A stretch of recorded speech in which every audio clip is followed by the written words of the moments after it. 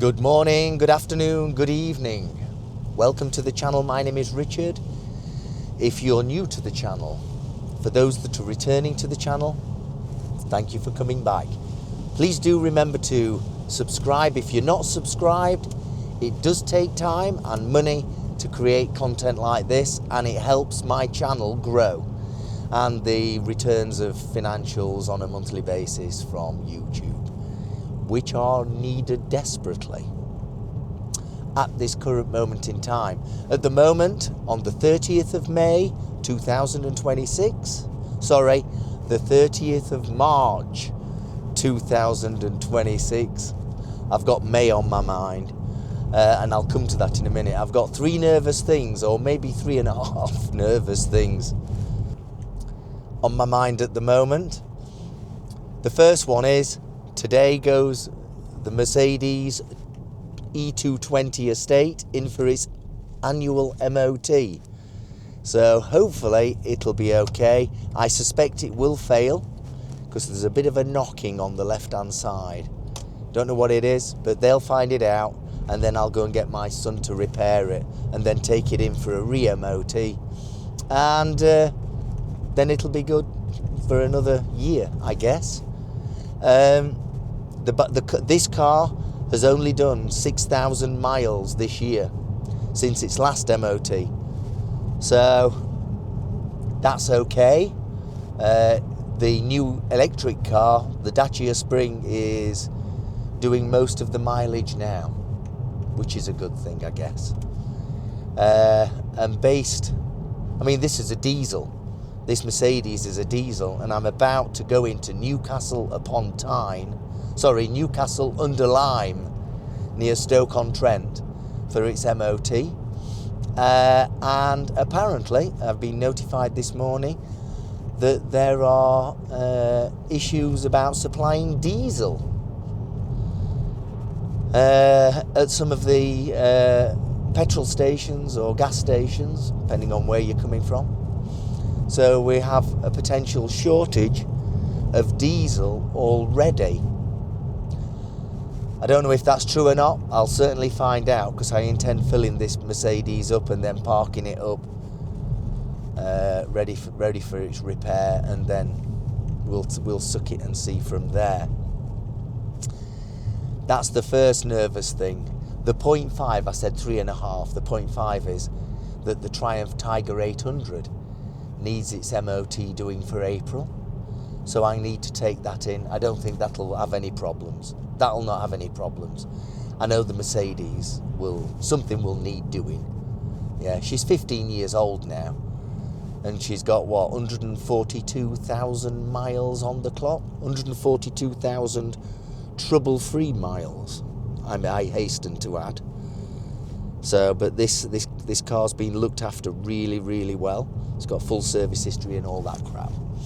Mercedes service history, most of it, until my son took over and did all the servicing, which is great. Keep the money in the family. That's what I say. So the second nervous thing, I've said in my previous video, I'll put a link in the description, that I am off to America, primarily to go to a wedding, secondary to hire out a motorbike or a vehicle, let's say motorbike or vehicle, and ride from Chesapeake Bay or Norfolk in Virginia over to the Blue Ridge Mountains. So that's going to be in about 3.5 weeks' time. I haven't booked the flight, but I've got confirmation from my boss this morning that I can take the time off. Great, so I will book the flight later. The flight costs about £950, a return flight to Norfolk International. So that's good. And in a couple of weeks, I will book a motorcycle, probably a Harley Davidson. I suppose if we're going over to America, we have to book a Harley Davidson. However, there are some Can-Am Spyders available in that area off Easy Rider. And Would you want to see me riding a Can-Am? Tell me in the comments below. Or would you like me to stick with 2 wheels and get a Harley Davidson and ride the Blue Ridge Mountains on a Harley Davidson, stopping at cheap motels along the way? I'll probably be doing about 4 or 5 days on the motorbike or Can-Am. It's up to you. What would you like to see? I'm happy either way. I'll have flashed some photos of what's on Easy Rider. I think it's Easy Rider. So you can decide what, you tell me what you'd like to see. Those Can-Ams seem interesting. Never ridden one. The last 3-wheeler I had was a Heinkel bubble car. I'll flash it up. I was given that car as part of my father's death in the 1980s. And I sold it, regrettably, when I was about 18 years of age. Sold it for £250. It was a great car, great little car. But, you do what you do at 18. I think they're about £10,000 now, aren't they? Why you'd pay £10,000 for a Heinkel bubble car, I've no idea. However, we are where we are. So that's number 2 dilemma. Part of that dilemma is, if we've got issues with diesel in the UK right now, on the 30th of March 2026, and nothing changes with the troubles in the Middle East over the next weeks, then I wouldn't be surprised if in a couple of weeks that there were issues with the supply of kerosene for aeroplanes, ultimately aeroplanes to get me to America. Have you got a holiday booked for April or May? Are you worried about kerosene being available for the flight for wherever you're going? Tell me your thoughts. Tell me your thoughts. So, as I understand it, there is a shortage of, or there is a depleting amount of kerosene available on the marketplace, as I understand it, which will mean flights will ultimately get cancelled. I am guessing. You tell me, what's your thoughts on that? Wow. We're going into a different world where we can't get any fuels. This is an interesting time. Are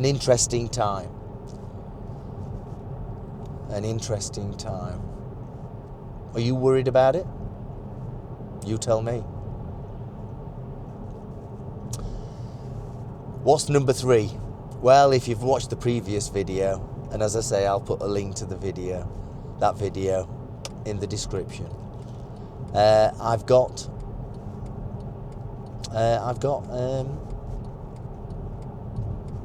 I'm on my notice. Well, I'm not on my notice period, but I am going through the process of redundancy.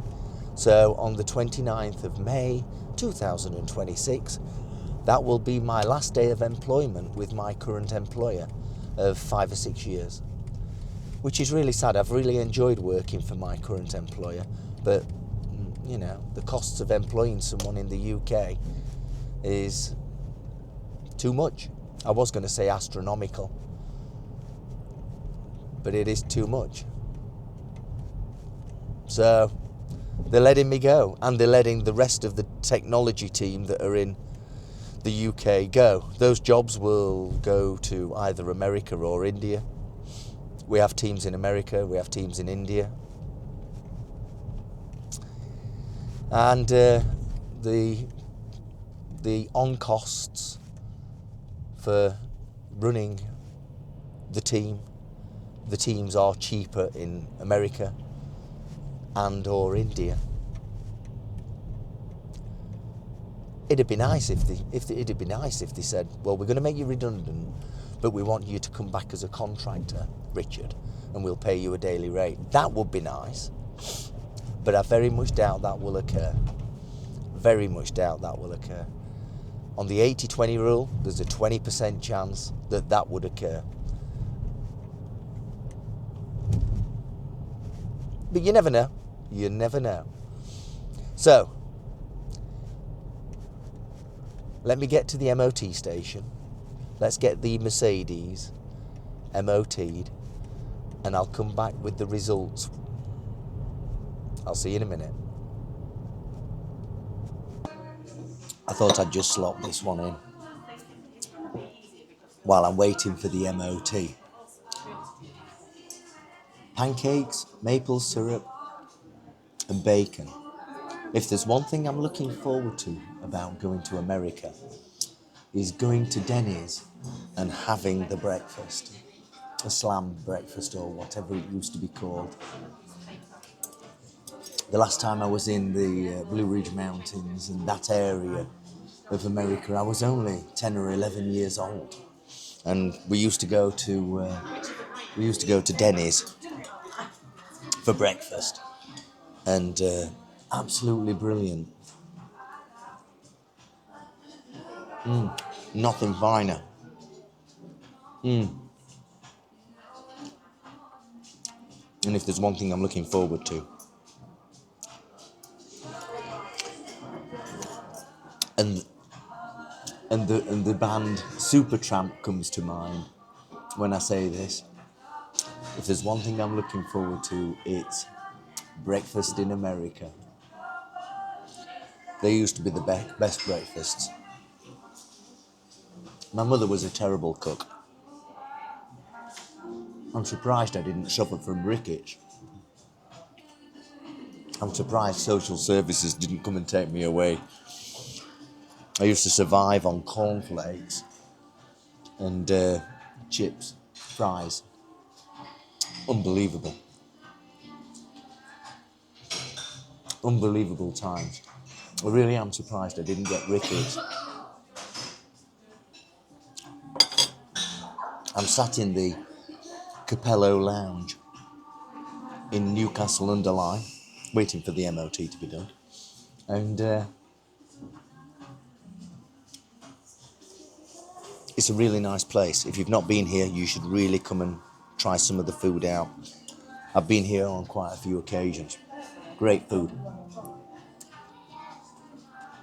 I understand from my American colleagues that the concept of pancakes and maple syrup, streaky bacon, is not so popular now in America. Everybody's going healthy. Is that the case? Larry? Is that the case? Do you still have pancakes and maple syrup for breakfast? You tell me. Comments below.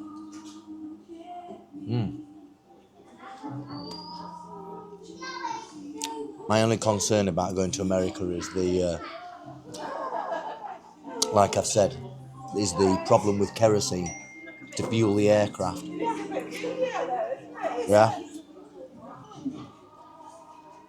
There's nothing worse than no fuel. And there's nothing worse than empty tanks on an aeroplane. Condensation in the tanks is unbelievable when it's empty. And while we're here, if there's one thing I hate, it's flying in aeroplanes as a passenger. If you didn't know, I used to fly aeroplanes, and in the fuselage where we're all sat, always sit at the front. The fresh air comes, the scrubbed air comes from the front to the back. And if you get to the back, all the germs of the humans that are sat in the fuselage, you suck them in. So always sit at the front. I know you have to pay for the seats, but always sit at the front. And then you don't come off and get all the diseases. There's nothing worse than diseases off an aeroplane. Nothing worse. I don't know. This is lovely. Nothing like my mother used to cook. God, they were bad times. She couldn't cook. However, I did love her very much. She was a lovely woman. Can't believe it's what? How many years? 33 years since she died. 33. She died when I was 26. That was an interesting time. We'll talk about that one day.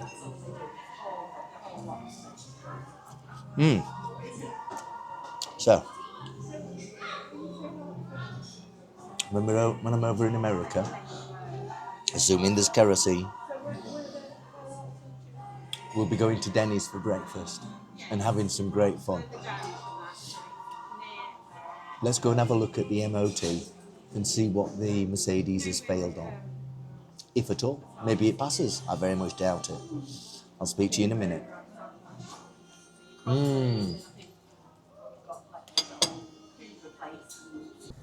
Wow. Long story short, the Mercedes has passed its MOT. Can't believe it. Can't believe it. It does have a couple of advisories. Brake pipe corroded at the rear, offside rear. It started to corrode, and it's both sides, near side as well. So offside and rear side brake pipes are corroding. But I suspect, let's move on. I suspect that, hang on, oops. I suspect that'll be okay for another year, actually, if we're being open and honest. If we are being open and honest. I'm really surprised at that. Personally, I don't know if, you know, I don't know if the guy who MOT'd it had a really good session last night. Read into what it is regarding session, and has come to work with a big smile on his face, or has he taken sympathy on me because there's just no diesel available in Newcastle under Lyme? I don't know. Or is he just rebelling against the system and just making all MOTs pass because he's just had enough with the system? I could understand that. You know, maybe he's rebelling. What's your thoughts? I don't know. Have you had your MOT failure lately? How much did that cost? I'll be open and honest with you. I will be open and honest with you. I'd put a budget aside of about £800. So, there you go. The £800 is now not needed. It's amazing when you have to budget £800 for your car for an MOT. The MOT in the UK is distinctly strong, shall we say. And rightly so, I guess. Rightly so, I guess, to some degree. But I'm pleased that it's passed. That makes it a bit of a difference. That makes it a bit of a difference for the budgets of the next couple of months. Like I say, £800 I'd put aside, and you know, just to cover things. It's terrible when you have to put £800 to the side, isn't it? They're not coming out. There we are. Let's go down this one. That's fine. My goodness. There's nothing worse. Going for an MOT, I don't know why I'm always nervous about MOTs, but it's like going to the dentist. You're walking into an environment and you have absolutely no idea, unless you're mechanically minded, I guess, or if you know what your teeth are like. It's like walking into the dentist. You've no idea how much this is going to cost. You know it's going to cost. But it could be £300, it could be £1,000, it could be anything. But I'm really surprised that this has passed its MOT. Like I said earlier, it's got a bit of a rumble down the left-hand side of the car. And I don't know what it is. Don't know what it is. but I can hear the rumble, and it's, you know, it's not affecting anything. The steering is fine, the handling is fine. Maybe something's just, I don't know, loose or something, but I would have thought he would have picked it up in the MOT. Excuse me for coughing. Oh goodness. So there you go. That's one problem sorted out. So that means that my son, who was going to repair it, is not needed anymore. I've already texted him and said, you can stand down. The car's passed its MOT. And if you don't know, if you're coming from abroad and you don't know what an MOT is, it's an annual inspection of your motor vehicle to confirm that it's roadworthy. Yeah, in Qatar, where I used to live, it's called the Istamara.